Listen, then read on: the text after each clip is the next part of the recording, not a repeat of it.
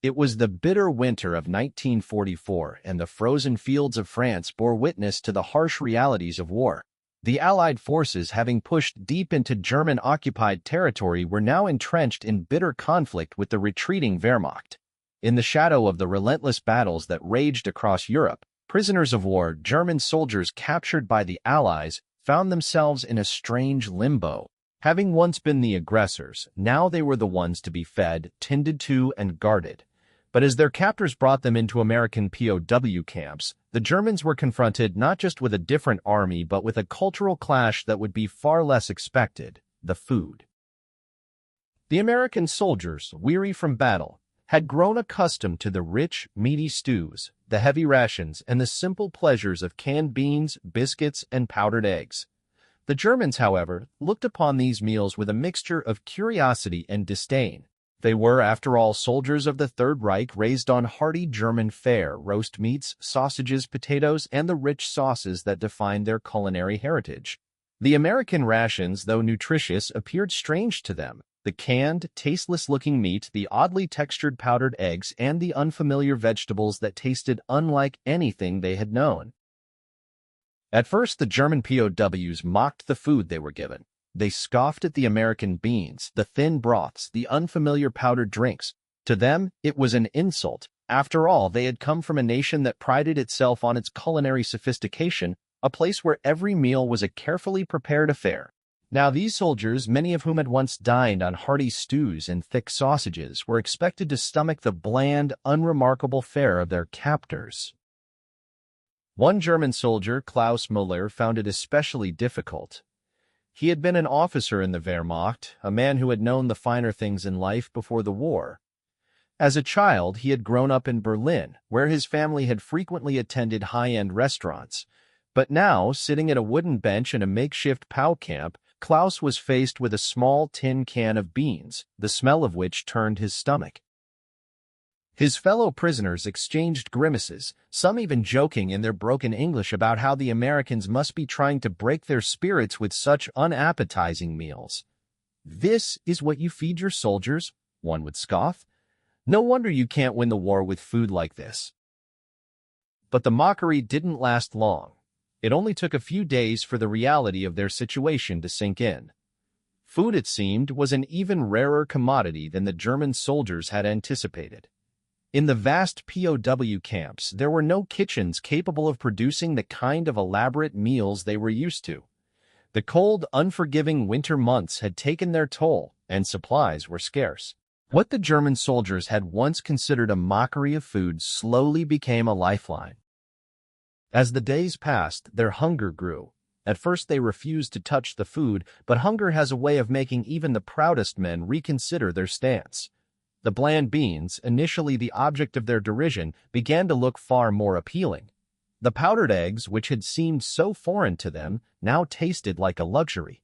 Slowly but surely, the German prisoners started eating the food they had once scorned. By the end of the first week, Klaus found himself reaching for the tin cans of beans with an eagerness that surprised him.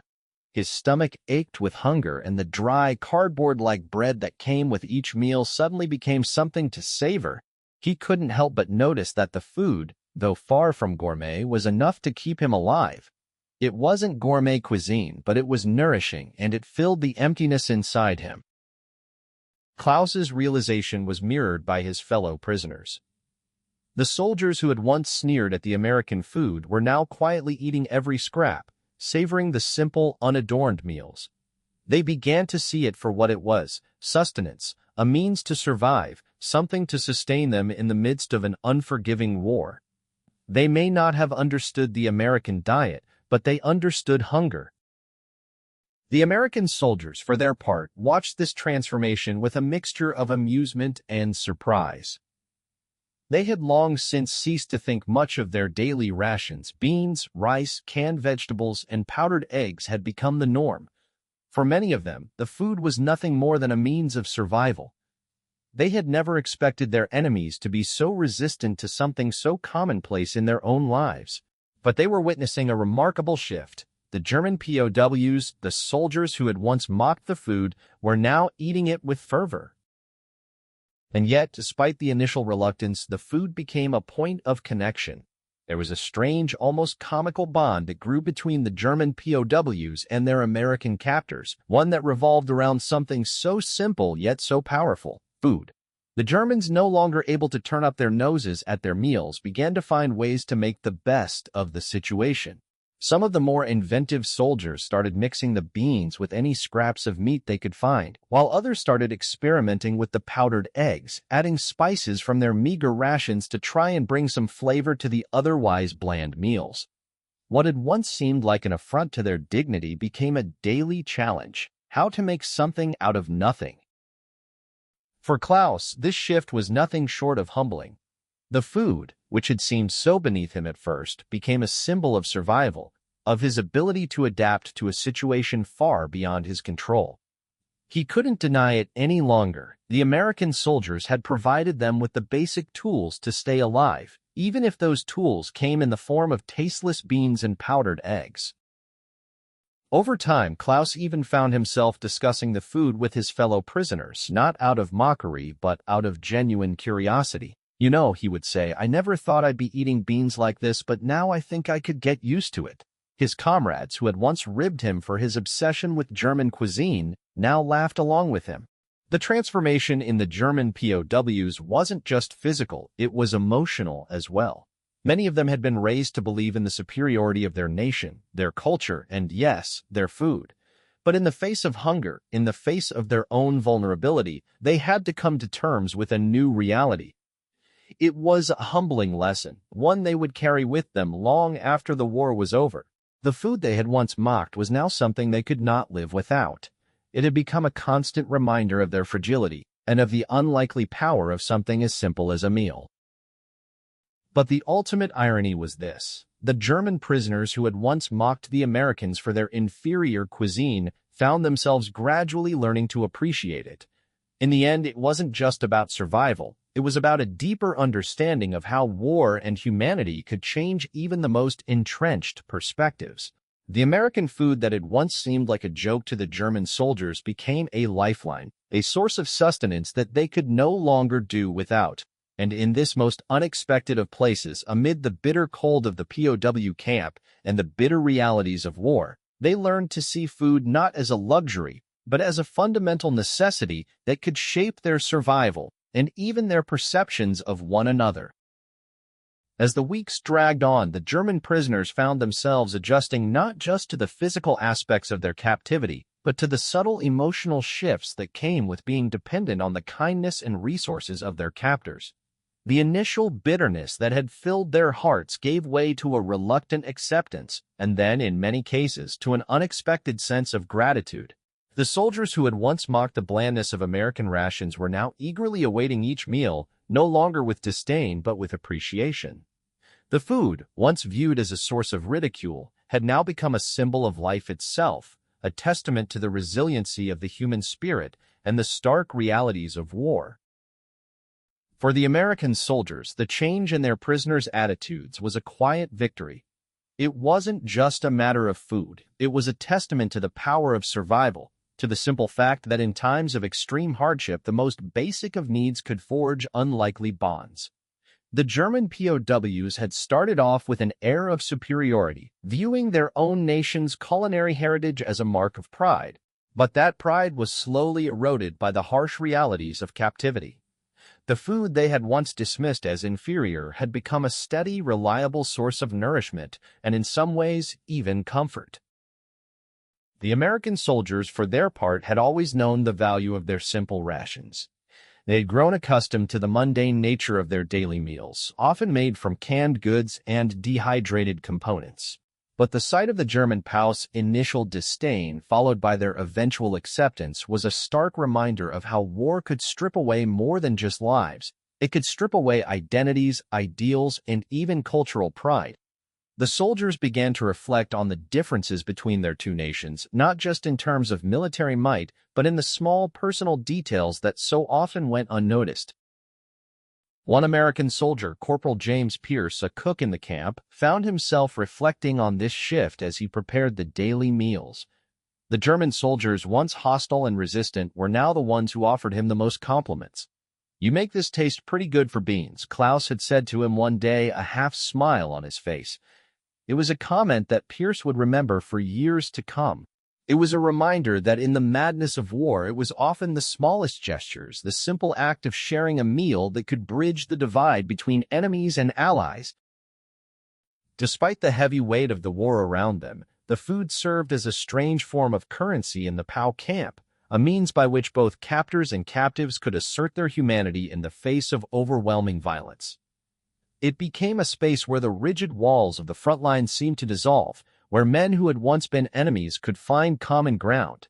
In the mess halls, there were no uniforms, no weapons, no ideology, just men sitting side by side, eating from the same pots, chewing the same tasteless food.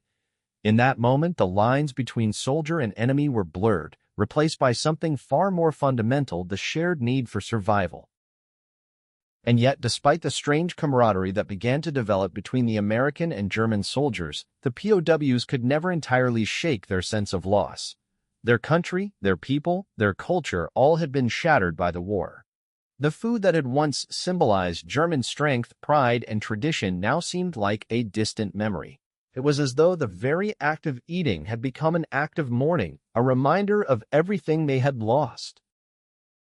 Klaus, in particular, couldn't shake the feeling that the war had not only stolen his future, but had also taken away the identity that had defined him. The hearty, flavorful meals of his youth, made by his mother in their small Berlin kitchen, felt like they belonged to another life. The bratwurst, the sauerkraut, the rich gravies, all of it seemed so distant now, so irrelevant in the face of what had become of his world. In the POW camp, food no longer held the same meaning it once had. What had once been a symbol of pride now felt like a cruel reminder of his nation's failure. But as the months passed and the cold grip of winter began to loosen, the German prisoners started to notice something else. The American food, once mocked for its lack of sophistication, had a strange ability to comfort them in ways they hadn't expected. It wasn't just the nutrition, it was the warmth it provided in the midst of the war's bitter cold. It was the familiarity of routine, the comfort of a hot meal after a long day of suffering. The food became something to look forward to, a small but constant part of their lives in a world that had been turned upside down. The relationship between the German POWs and the American soldiers continued to evolve. The soldiers who had once been enemies were now sharing stories, playing cards together, and even, at times, laughing together. The rations that had once divided them now served as a strange form of common ground, a way to bridge the gap between two very different worlds. Klaus, who had once looked down upon the bland American food, now found himself sharing his thoughts on how the beans might taste if mixed with a bit of the few spices he had left in his ration. It was a conversation that would have been unthinkable only months earlier, but now, in the bleak reality of the POW camp, it made sense. In the absence of everything else, food was the one thing they all shared. Klaus's reflection on the American food was a metaphor for the larger journey the POWs had undertaken in their captivity. What had once been an object of disdain had transformed into something they could not only accept but even learn to appreciate. The beans, the powdered eggs, the canned meat, these things had come to symbolize survival. And as the war drew to a close and the prisoners were eventually repatriated, they left with more than just the memories of captivity. They left with a deep, unsettling understanding of how even the simplest of things, like a meal, could change the course of their lives. As the war finally ended in 1945, the once proud soldiers of the Wehrmacht found themselves scattered across a devastated Europe. For many of them, the final weeks of captivity were the longest they had ever known. And for those like Klaus who had mocked the American food they were forced to eat, the lessons learned in that POW camp would stay with them forever. The food that had once seemed like an insult had, in the end, nourished them, not just physically but emotionally, connecting them to the very men they had once fought. The irony was undeniable. The simple act of eating had become a path toward reconciliation, one that transcended national borders, military allegiances, and even the most deeply held prejudices. And in the end, it wasn't just about food. It was about survival, about the choices that people made in the face of hardship, and about the ways in which war, no matter how violent or destructive, could not erase the simple, enduring need for humanity to prevail. As the years passed and the war became a distant memory, the story of the German POWs and their relationship with American food lingered in the minds of many, especially those who had been involved in the POW camps. The emotional journey of the German soldiers from mocking the American rations to learning to depend on them for survival was a testament to the profound psychological toll that war exacts on individuals, no matter their side. But the transformation wasn't just internal for the German POWs. Their experience with American food marked a cultural awakening, one that they would carry with them for the rest of their lives. For many of these men, the food they had once mocked symbolized more than just survival. It symbolized the harsh, unrelenting nature of war and the ways in which humanity could emerge in the unlikeliest of places. The simple act of eating became a symbol of endurance, a way to bridge the divide between captor and captive, victor and vanquished. American soldiers, too, found that their role in the war went beyond the battlefield. They weren't just fighting for victory, they were also engaged in a kind of psychological warfare, one that involved the daily acts of humanity that could break down the walls between enemy and friend. It wasn't enough to defeat the enemy on the battlefield. The real challenge, as the American soldiers came to understand, was to win the peace, something that required more than just military power. It required empathy, understanding, and the willingness to extend a hand to those who had once been considered enemies. The relationship between the American soldiers and the German POWs evolved in unexpected ways during their time together. What had begun as an impersonal exchange of food between captors and prisoners slowly developed into something far deeper.